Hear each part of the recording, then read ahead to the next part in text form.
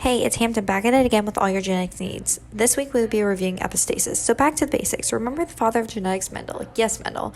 Mendel's studies in pea plants implied that the sum of an individual's phenotype was controlled by genes such that every characteristic was distinctly and completely controlled by a single gene. In fact, single observable characteristics are almost always under the influence of multiple genes acting in unison. In some cases, several genes can contribute to aspects of a common phenotype without their gene products ever directly interacting. As we can see, many genes are inputted into the pea plant.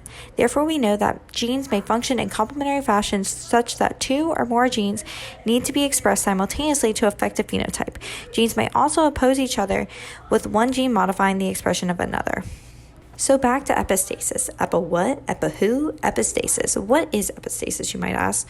Well, epistasis refers to a circumstance where the expression of one gene is affected by the expression of one or more independently inherited genes. But this doesn't make anything less complicated. Basically, if the expression of gene 2 depends on the expression of gene 1, but gene 1 becomes inactive, it actually also affects the expression of gene 2. So you can't really tell what's going on with gene 2 if gene 1 is altered. Gene 1 is then said to be epistatic to gene 2. Still confused? Let's do an example for one of the 6 types of epistasis, single recessive epistasis. Before we go into our example, let's think of epistasis as if you're driving a car down a road. If you don't have a certain genotype, then you're going to stop and go to the phenotype that correlates. In our example, we are focusing on the pigmentation of fur color of bunnies. One of the genes that's needed to make color pigmentation is trisomase. And if you don't have trisomase, if it's muted, it results in a condition called albinoism.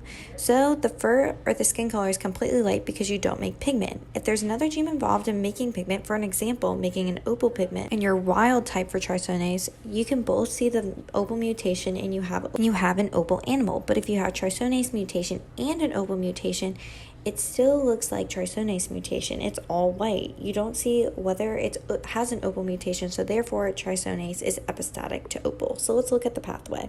Our color's precursor would be albino, meaning you don't have enzyme A, meaning that you are little a.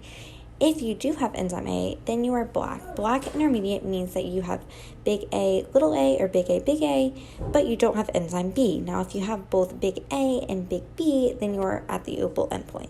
So when we are doing a dihybrid cross between 2 opal bunnies, you will result in the following ratio: 9 opal, 4 albino, and 3 black. This is shown through the pedigree in the breakdown below. We can tell if the animal is albino because they are homozygous little a.